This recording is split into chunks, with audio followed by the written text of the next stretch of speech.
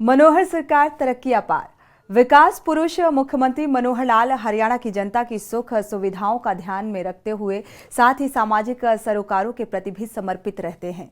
कोई भी पर्व या त्योहार हो, मुख्यमंत्री जनभावना के अनुरूप ही अपनी भूमिका में पीछे नहीं रहते। मकर संक्रांति पर्व और अयोध्या में प्रभु श्री राम मंदिर की प्राण प्रतिष्ठा कार्यक्रम के मद्देनजर संत कबीर कुटीर में उन्होंने भजन संध्या का आयोजन कराया। एक बार फिर इस बात की नजीर पेश की। वहीं पंचकुला में सोमवार को मुख्यमंत्री ने जनता को विकास की सौगात दी और पुस्तक मेले का उद्घाटन किया। पेश है हमारी एक खास रिपोर्ट। चंडीगढ़ संत कबीर कुटीर में राम रस वर्षा। मुख्यमंत्री आवास हुआ राम में। श्री राम भजन संध्या में बही भक्ति भाव की गंगा। भजन गायक कन्हैया मित्तल ने भजनों की दी विशेष प्रस्तुति। अयोध्या में प्राण प्रतिष्ठा कार्यक्रम के मद्देनजर हुआ कार्यक्रम। अनोखे अंदाज में मनाया गया मकर संक्रांति का पर्व। राज्य के अंत्योदय परिवारों के बच्चों को विशेष रूप से किया गया शामिल। हरियाणा पंजाब के राज्यपाल के साथ मुख्यमंत्री ने लिया रामरस का आनंद।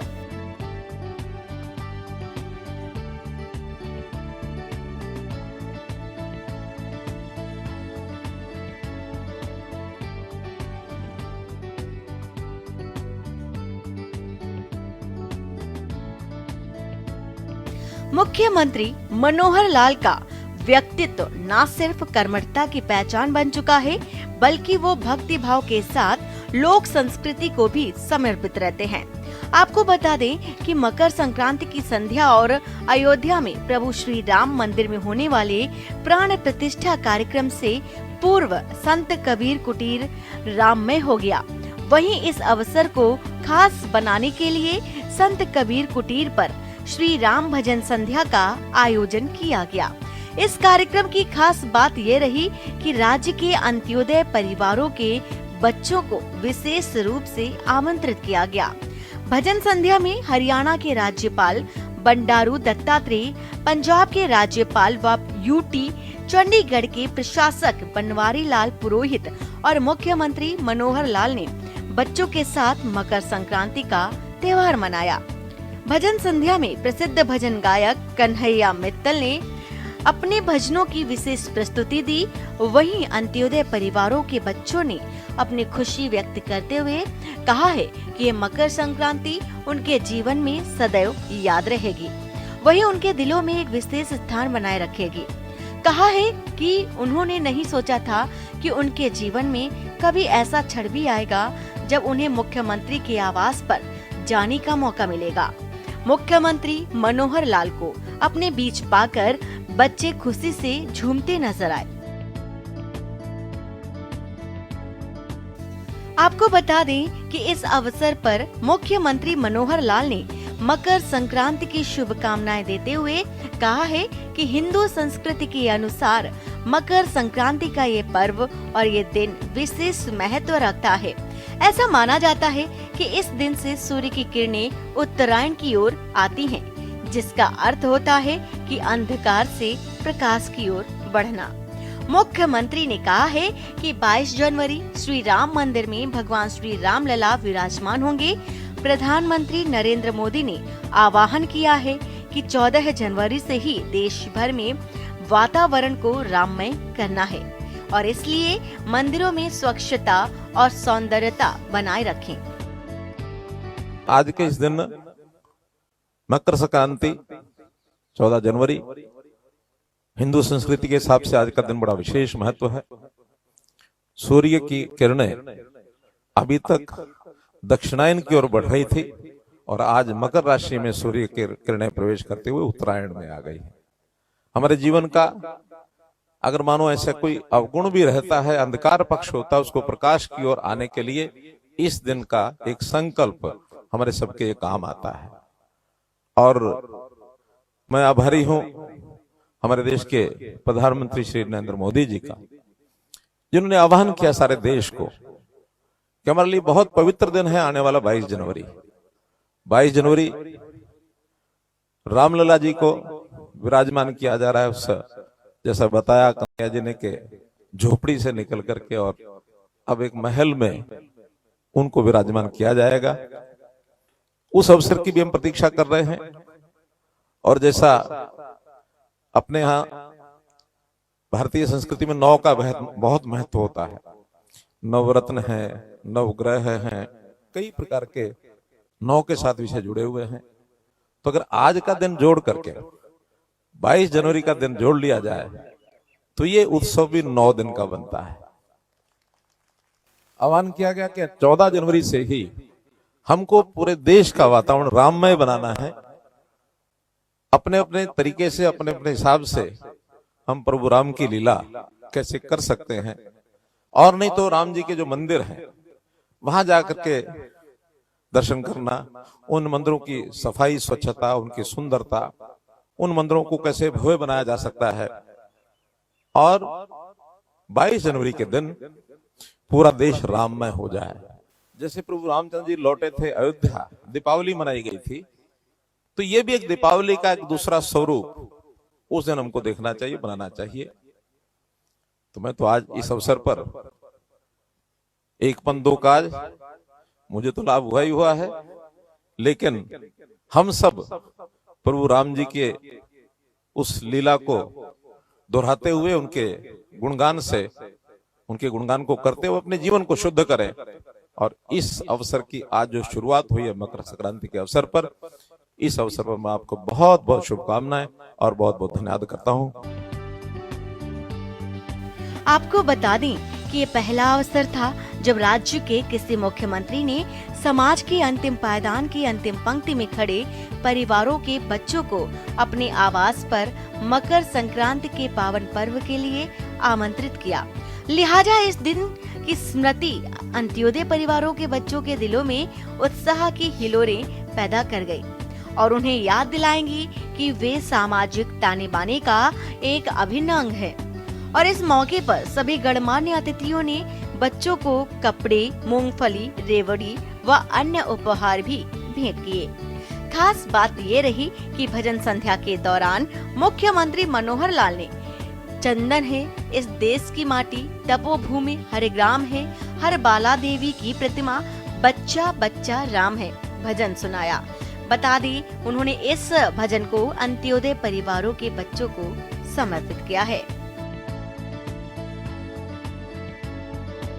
चंदन है इस देश की माटी, चंदन है इस देश की माटी, तपो हर बाला बच्चा बच्चा राम है, बच्चा बच्चा राम है। चंदन है इस देश की माटी, तपोभूमि हर राम है, हर बाला देवी की प्रतिमा, बच्चा बच्चा राम है, बच्चा बच्चा राम है। धन्यवाद। वहीं श्री राम भजन संध्या में प्रसिद्ध भजन गायक कन्हैया मित्तल ने अवध में आए हैं। श्री राम अयोध्या सज गई है, अब न देर लगाओ राम जी, भगवाधारी छा गए और तंबू से महलों में आ गए। मेरी झोपड़ी के भाग आज खुल जाएंगे, राम आएंगे जैसे विभिन्न भक्ति गीतों की भावपूर्ण प्रस्तुतियां दी और उपस्थित जनों को मंत्र मुग्ध भी कर दिया, जिससे पूरा वातावरण भक्तिमय हो गया। और इस मौके पर हरियाणा विधानसभा अध्यक्ष ज्ञानचंद गुप्ता, वरिष्ठ भाजपा नेता संजय टंडन, मुख्यमंत्री के मुख्य प्रधान सचिव राजेश खुल्लर, महाधिवक्ता बलदेव राज महाजन और वित्त विभाग के अतिरिक्त मुख्य सचिव अनुराग रस्तोगी के साथ ही पुलिस महानिदेशक शत्रुजीत कपूर, मुख्यमंत्री के अतिरिक्त प्रधान सचिव डॉक्टर अमित अग्रवाल, मुख्यमंत्री के अतिरिक्त प्रधान सचिव आशिमा बराड़, सूचना लोक संपर्क भाषा एवं संस्कृति विभाग के महानिदेशक मनदीप सिंह बराड़, विभिन्न विभागों के प्रशासनिक सचिव, पूर्व आईएएस और अधिकारी, आईपीएस अधिकारी भी मौजूद रहे। बता दें कि मुख्यमंत्री मनोहर लाल हरियाणा वासियों से अयोध्या में प्राण प्रतिष्ठा कार्यक्रम के मद्देनजर पहले ही राज्य में दिवाली मनाने की अपील कर चुके हैं। उनका मानना है कि श्री राम हमारी सांस्कृतिक चेतना का आधार है, लिहाजा प्राण प्रतिष्ठा कार्यक्रम को यादगार बनाया जाए। 22 जनवरी का वो दिन आने वाला है जिसकी वर्षों से इंतजार है। उस दिन वही भाव जो भगवान श्री रामचंद्र जी अयोध्या में पहुंचे थे लंका विजय करके, और जब भगवान राम जी का आगमन अयोध्या में हुआ उस दिन की जो खुशी हुई होगी, मैं समझता हूं 22 जनवरी के दिन उससे कम खुशी नहीं, उससे ज्यादा ही खुशी होगी। एक दिवाली, नई दिवाली हमको उस दिन मनानी है। मुख्यमंत्री मनोहर लाल का पंचकुला दौरा, HSVP मेडिकल कॉलेज और अस्पताल का किया शिलान्यास। यवनिका टाउन पार्क में पुस्तक मेले का आगाज। सीएम मनोहर लाल ने किया ऐलान, रामलला प्राण प्रतिष्ठा के दिन 22 जनवरी को बंद रहेंगी शराब की दुकानें। हरियाणा में 22 जनवरी को ड्राई डे के रूप में मनाया जाएगा। वहीं पंचकुला दौरे पर पहुंचे सीएम मनोहर लाल ने ऐलान किया है कि रामलला की प्राण प्रतिष्ठा के दिन प्रदेश में शराब की दुकानें बंद रहेंगी। हरियाणा में 22 जनवरी को ड्राई डे के रूप में मनाया जाएगा। और बता दें कि सीएम मनोहर लाल पंचकुला के सेक्टर 32 में बनने वाले मेडिकल कॉलेज की शिलान्यास कार्यक्रम में बोल रहे थे और इस दौरान उन्होंने कहा है कि 500 साल बाद ये संयोग बना है, पूरा देश राममय हो गया है और लोग अपने अपने तरीके से इस समारोह को सेलिब्रेट कर रहे हैं। उन्होंने बताया है कि मुझसे कई लोगों ने कहा है कि 22 जनवरी को ड्राई डे घोषित किया जाए। कुछ लोग ऐसे भी थे जो शराब पीते हैं, यहाँ तक कि उन्होंने ये भी कहा कि 22 जनवरी को ड्राई डे घोषित करने की अपील भी की और कहा था कि क्या पता इस बहाने उनकी भी शराब छूट जाए। वहीं रामलला की प्राण प्रतिष्ठा का कार्यक्रम स्कूल में लाइव टेलीकास्ट होगा।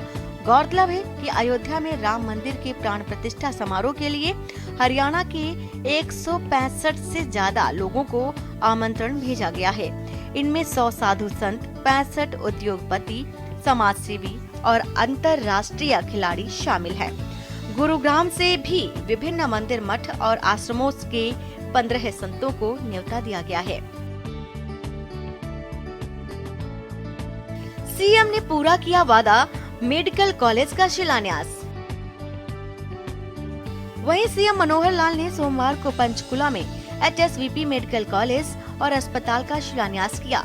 आपको बता दें कि करीब 8 साल पहले विधानसभा अध्यक्ष ज्ञानचंद गुप्ता की मांग पर सीएम मनोहर लाल ने पंचकुला सेक्टर 16 में आयोजित रैली में मेडिकल कॉलेज बनाने की घोषणा की थी। जहां मेडिकल कॉलेज बनाया जा रहा है वह भूमि माजरी चौक से यमुना नगर राष्ट्रीय राजमार्ग पर जाते वक्त घग्घर पुल पार कर बाईं ओर मुख्य सड़क से करीब 1 किलोमीटर की दूरी पर है। बहरहाल इस दौरान सीएम मनोहर लाल ने ऐलान किया कि इस मेडिकल कॉलेज का नाम डॉक्टर मंगलसेन के नाम पर रखा जाएगा। इस मेडिकल कॉलेज के शिलान्यास के बाद अब मात्र 3 जिले ऐसे और बचे हैं जिनका शिलान्यास होना है। जमीन सबकी हमने आइडेंटिफाई कर ली है और वो सरकार के विभाग के पास आ गई है। वो 3 जिले हैं चरखी दादरी, पलवल और शायद 2 ही बचे हैं। आज तीसरा ही तो हो गया है।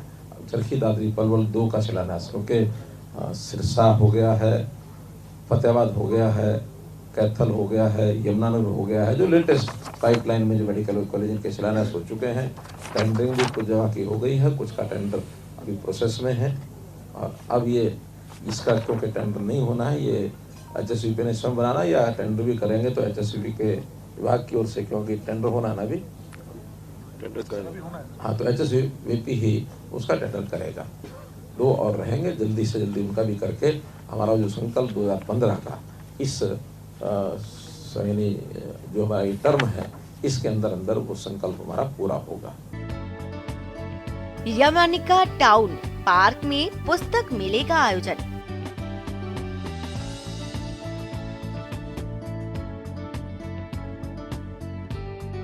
इसके अलावा पंचकुला में ही सीएम मनोहर लाल ने यवनिका टाउन पार्क सेक्टर 5 में दूसरे पुस्तक मेले का उद्घाटन किया। 100 से अधिक प्रकाशकों की कृतियों से प्रदर्शित पुस्तक मेला 22 जनवरी तक चलेगा। पुस्तक मेले में विशेष रूप से साहित्य में राम को रेखांकित करते हुए राम मंडप आकर्षण का केंद्र बना हुआ है। इसमें नेशनल बुक ट्रस्ट, साहित्य अकादमी, नई दिल्ली प्रकाशन विभाग, NCERT भारत सरकार के साथ ही children book trust, Gita press, Suruchi Prakashan, Rajkamal प्रकाशन, समूह वाणी प्रकाशन समूह, प्रकाशन संस्थान, हिंद युग्म सामायिक प्रकाशन, एकलव्य प्रकाशन, रेखता फाउंडेशन अपनी किताबों के स्टॉल लगाए हैं। पहले चरण में 500 करोड़ रुपए का इसमें खर्च होगा। इसके बाद और जो आवश्यकता पड़ेगी आगे 300 करोड़ रुपए का इसमें और भी अनुमान है खर्च होने का। ये जो मेडिकल कॉलेज बन जाएगा तो फिर हमारे कुल मिलाकर के 29 मेडिकल कॉलेज सरकारी और प्राइवेट से मिलाकर हो जाएंगे। आज के डेट में 15 मेडिकल कॉलेज है वो चालू हैं। उन 15 मेडिकल कॉलेज में इस समय 2185 MBBS की सीटों का एडमिशन इस वर्ष ये हो जाएगा, जो हमारी योजना सब चल रही है। पिछले वर्ष 1710 था, इस बार 475 सीटों का और वृद्धि हो रही है। और जब सभी मेडिकल कॉलेज बन जाएंगे तो इसके बाद ये संख्या लगभग 3500 संख्या जो है होगी। और 3500 डॉक्टर हर वर्ष अगर बनते हैं तो मैं समझता हूँ कि हरियाणा की जो आवश्यकता है, क्योंकि आज हमारे यहाँ डॉक्टर्स की जो कमी है वो जितने भी मेडिकल कॉलेज में डॉक्टर यानी बनते हैं उनमें से कुछ हमारे यहाँ सर्विस में आते हैं और कुछ बाहर चले जाते हैं, दूसरे मेडिकल कॉलेज में चले गए, कुछ विदेश चले गए। तो उस कमी को जैसे 3500 डॉक्टर्स इनकी सीटें हो जाएंगी तो उसके बाद कोई कमी डॉक्टर्स की हमारे यहाँ नहीं रहेगी। इसी प्रकार पीजी की सीटें वो भी 851 है इस समय, और आने वाले समय में बढ़ करके और ये भी लगभग 1200 के आसपास ये सीटें पीजी की हो जाएंगी। तो जो स्पेशलिस्ट डॉक्टर्स हैं उनकी भी कोई कमी हमारे यहाँ नहीं रहेगी। सीएम मनोहर लाल ने कहा है कि पंचकुला में बनने वाला ये मेडिकल कॉलेज 30 एकड़ जगह में बनाया जा रहा है। पहले चरण में 500 करोड़ खर्च होगा, इसके बाद 300 करोड़ खर्च होंगे और ये अनुमान है। डॉक्टर मंगल सेन मेडिकल कॉलेज इस मेडिकल कॉलेज का नाम होगा और कहा है कि हरियाणा में अब 29 मेडिकल कॉलेज हो जाएंगे। 2014 तक 6 मेडिकल कॉलेज चल रहे थे और 2019 तक 12 हो गए, अब 15 हो चुके हैं। बता दें कि पहले चरण में इस मेडिकल कॉलेज निर्माण पर 800 करोड़ रुपए खर्च किए जाएंगे, वहीं दूसरे चरण में 300 करोड़ रुपए खर्च होंगे। ये प्रोजेक्ट 3 पॉकेट में तैयार किया जाएगा। ये जो 14 तारीख से लेकर के और 22 तारीख तक का ये, इसको मैं कहूँगा 9 दिन का एक पवित्र ऐसा ये यानी एक मेला जिसको कहते हैं, या एक 9 पवित्र दिन, क्योंकि अपने यहाँ 9 की संख्या जो बड़ा महत्वपूर्ण है। 9 रत्न हैं, 9 ग्रह हैं, 9 नवरात्रे हैं, तो ऐसे करके 9 का दिन बड़ा आंकड़ा महत्वपूर्ण। तो 9 दिन समय बनता है 14 तारीख से लेकर 22 तारीख तक। 14 से अभियान को शुरू किया है कि अपने अपने क्षेत्र के सभी जो मंदिर हैं या और जो तीर्थ छोटे बड़े हैं उन सब धार्मिक स्थानों पर जाकर इबादत करें, पूजा करें, जैसा भी पाठ करें, और उसकी साफ सफाई, उसकी सुंदरता, स्वच्छता, और उसको कैसे हम अपने तीर्थ स्थानों को, मंदिरों को, तीर्थ धार्मिक स्थानों को कैसे पवित्रता उसकी बढ़ाएं, क्योंकि सफाई भी अपने आप में व्यक्ति को आकर्षित करती है। उन स्थानों की स्वच्छता बहुत ज़रूरी होती है। तो वो आह्वान किया और सब लोग अपनी अपनी सुविधा से किसी न किसी एक मंदिर में इन 9 दिनों में जाएंगे। 22 तारीख को एक आह्वान किया गया कि हर परिवार अपने घर में दीपोत्सव करे सायंकाल, और 11 बजे से लेकर के 1 बजे तक वो जहाँ भी है वो लाइव जुड़े। हम अपने यहाँ एक विचार करके निर्णय करेंगे कि जहाँ इस प्रकार के लोग इकट्ठे होते हैं, चाहे वो विद्यालय हैं, कॉलेज हैं, यूनिवर्सिटीज़ हैं या हमारे कार्यालय हैं, ऐसे सब स्थानों पर लाइव की व्यवस्था कोई कराई जाए। 2 घंटे का सिर्फ 11 से 1 राममय वातावरण 22 तारीख को हो, इस प्रकार का हर प्रकार के संभव प्रदर्शन किए जाएंगे। हरियाणा में अब डॉक्टरों की कमी नहीं होगी। वहीं सीएम मनोहर लाल ने कहा है कि 15 मेडिकल कॉलेज में 2185 मेडिकल कॉलेज की सीटें हो जाएंगी। सबके बनने के बाद ये सीटें 3500 हो जाएंगी। सीएम ने कहा कि इसके बाद हर साल 3500 डॉक्टर हर साल बनेंगे और इसके बाद हरियाणा में डॉक्टरों की कमी नहीं रहेगी। पीजी की सीट 851 है, जो 1200 के आसपास से सीटें हो जाएंगी। सीएम मनोहर लाल का पंचकुला दौरा जनता में उत्साह पैदा करने वाला रहा है। सीएम ने जनता को भरोसा दिलाया है कि उनकी सरकार विकास कार्यों के लिए सदैव तत्पर रहेंगी। स्पेशल डेस्क के न्यूज़ इंडिया।